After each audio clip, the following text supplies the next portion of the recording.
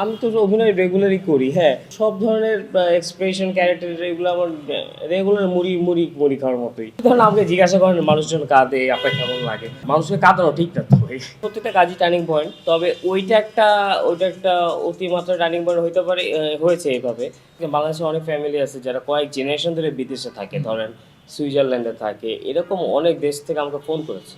হ্যাঁ, তারা ফেসবুকে ফোন করেছে, পরে বিভিন্ন জায়গাতে নাম্বার ম্যানেজ করে ফোন করেছে, যে তারা ঠিকমতো বাংলা বলতে পারে না, বাট ওরা এটা ফিল করছে যে আমার অ্যাক্টিংটার তো হ্যাঁ, যে কিভাবে ওইটাতে আমি এতিম ছিলাম, হ্যাঁ।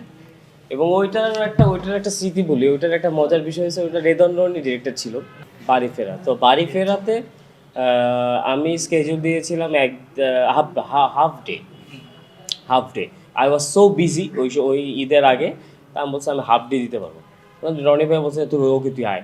তো আমি গেলাম এবং আমি হাফ ডে শুটিং করছিলাম, সকাল 10টা থেকে না 11টা থেকে প্রবাবলি দুপুর 3টা না এরকম পর্যন্ত শুটিং করছি। কিন্তু ওইটা যে এরকমভাবে সারা ফেলবে আমি ওই সময় বুঝিনি। প্রাণের একটা শর্ট ফিল্ম ছিল, বাট ওইটা এখনও মানুষ দেখে, হ্যাঁ। এবং ওইটা মানে আমার কাছে না, আমি তো অভিনয় রেগুলারই করি, হ্যাঁ।